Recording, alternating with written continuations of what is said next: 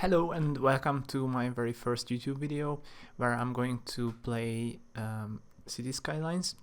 I am building a big city on a coastal map. The initial part is not on the coast. I'm going to show off some basic design. Basically, our core city will look like a sort of a basketball. You will see by the end of the video what I mean by that. Some really casual things I'm showing off, basic designs, all vanilla, except for at the beginning I'm going to use already the Move It mode because that's absolutely necessary to play this game. Other mods I'm going to use later, and then more and more assets as we develop. At the time of the recording of this video, I've already built quite an extensive city with a lot of features and a lot of complicated, slightly complicated assets. Yes, so at this part, as you see, I've started off with a motorway that is connecting, or like motorway or highway, or I think the Americans call it freeway. So I'm just going to cut it through all the middle, like this is going to be the center of the city. By elevating it, we are giving a really good opportunity for connecting later underneath on both sides. And at some point I am going to build a park around that area with some basic amenities, so to say, like there will be library, school and such, and they will be connected through a park underneath the highway itself. And this base design is supporting that. Now I'm building altogether 4 connections to this. 2 of the connections are directly connecting to this motorway, and 2 will go underneath. This is plenty enough for a basic design, and even when I upgraded this whole area to high density residential, it's still not causing any issues with the traffic. This design is quite simple. I have used a similar design in a former city before, so I know that it's reliable. Also, it's kind of surprising, but the noise level is not too high. There won't be issues with that either.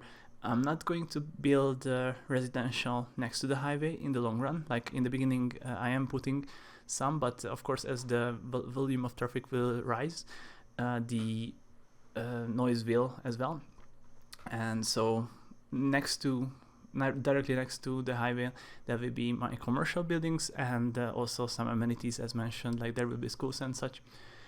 And this is also a really good layout for efficiently using all those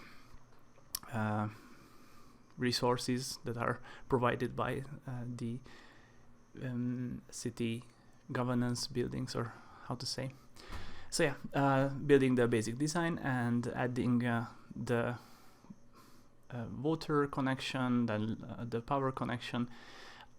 We have a really beautiful map here with some nice railway connections, which obviously I'm gonna utilize as soon as the city grows big enough. So the design is relying on that at the point where the design so far is reaching the railway itself, there will be a railway station, a central railway station, a whole rail yard, and my original plan was to also build the rail yard for the industrials that will be between those 2 rails. It's of course also a pretty good design that putting the industry in between 2 rail lines creates opportunities for a lot of connections. Also, that is the reason why this highway is cutting through all the middle of the residential zone, so that it can connect up to the industrial zone that I'm going to lay out just now.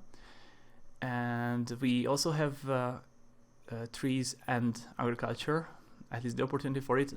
Originally I'm only going to utilize the wood industry or timber industry, because well, it's just prettier, and I always like to do that. It doesn't make us a lot of money, but enough for the city to be supported, because in the long run we are gonna build some really elaborate designs with a lot of special features, deleting other stuff, adding new stuff. So we're gonna waste money, but the game is actually really easy. If you just build some basic industry areas, you follow like the basic logic of how you should build a city. So even if you build it like as similar to an American city, it still works, but of course you can do it better with proper public transportation, which I am going with, of course. And yes, so now we have our power source as well added, and then the industrial layout is also there. We are connecting up the power grids, and yeah.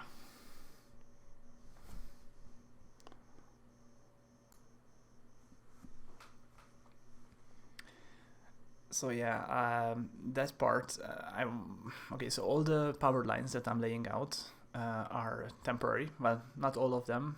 This one that I'm laying out right now is pretty much the only one that's gonna stay for a while, because I'm not going to expand to this direction that much.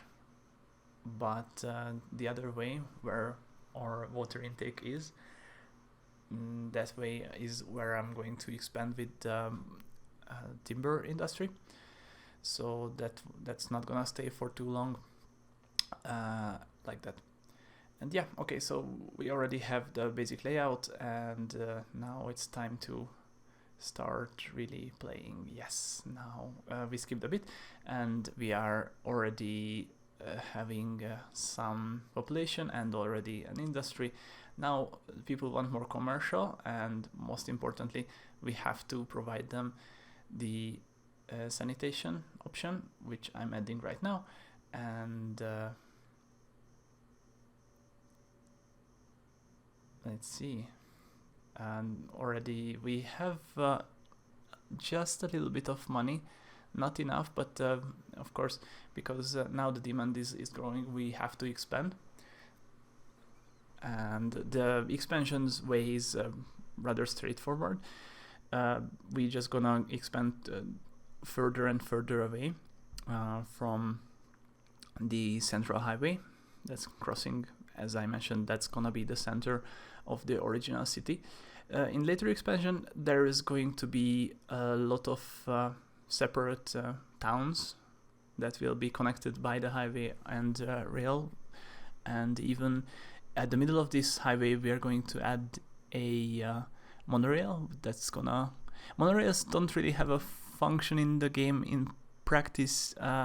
As you know, they are not... They have no exceptional qualities that would make them better than any of the other transportation options. Of course, railways are generally regarded as the most beautiful. Buses are the ones that you can use literally anywhere, and even as high-speed transportation if you really want to. Like the Brazilians have those kind of buses. Like they are a popular option in reality, and there is a reason for that. But anyways, I am going to add a monorail line simply for the beauty of it. And in the middle of this whole big highway connection is where the monorail line will connect to the city, connect us towards the beach, which is, well, not, right now it's to the left of the screen, and it's going to be awesome. The beach city is going to be beautiful. I'm going to be building some artificial peninsulas, and yeah, like, of course, even a sea resort and all that pretty stuff that is possible to build. Oh, and also like one airport I'm adding that's gonna be built on an artificial peninsula. Yeah, okay, so still expanding the industries. Now we're just like slowly gaining money. Like I'm just literally using every single cent that I can, so that I can slowly expand. This is for beginners. It's just that, like, you don't overbuild, you don't grow too fast, because you will end up with death waves where all of the population is the same age, they die at the same time, the population will decrease, you will have not enough hospitals and graveyards to deal with all the bodies. So you should expand slowly and equally, like the big indicator of green, blue and orange is making it very clear that you need to expand one and then you need to expand the other, and you should do that slowly and gain the money. The basic design of the game is really much clarifying it how you should expand. Now already, because the town is big enough, I have the option for upgrading to the cheaper roads that came with the Industries DLC, if I'm not mistaken. It's a cool design. Of course, these roads are kind of ugly, but that's what makes them great. That they're just different, and they are also pretty cheap, so very economical to use them as well. And then I'm adding more road upgrades as we are getting ready to expand. That road that I'm upgrading to an avenue right now is going to be the home of the city's tram line. It's gonna be running in the middle of that tram there, in the middle of that main road, going in a circular shape. And yeah, we seem to be stuck here with connecting that. I need to expand a bit. This is the first expansion. You can already see which way I'm going to go in the long run, towards the sea, where I'm going to build all those things that I have described. And yeah, so now we just need to downgrade this highway so that later we will be able to add the monorail in the middle that I mentioned, and also connect up this part of the avenue that's circling the city in the long run. And this downgrade, again, this road will cost slightly less. So in the beginning, before the industry's money kick in, like most importantly, before I will build the first oil industry, and there is no oil industry opportunity in this style, I will need to expand to there. But once that's done, there will be money flowing in, and there will be money for everything. Also, I'm going to build a really great university that's also gonna bring in the money. With universities, it's more difficult than with the oil industry. Oil industry is really straightforward. You build it, you get the money. You build it next to basic connections, like you have to have some train station or airport or seaport, something for it to connect up.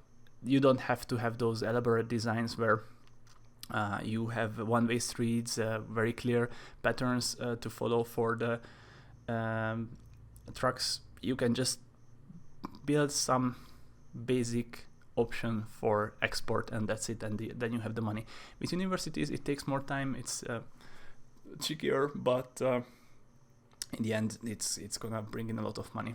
So as you see, so far I have been surviving with just a wind turbine. That's a really risky move that I have taken, because the highway in the beginning costed a lot of money. So if you are a beginner and you're not sure how to start the city, be careful with those highways. I knew that I would just about have enough money to do that, but it was risky. Because of that, I couldn't invest in a better option for power source.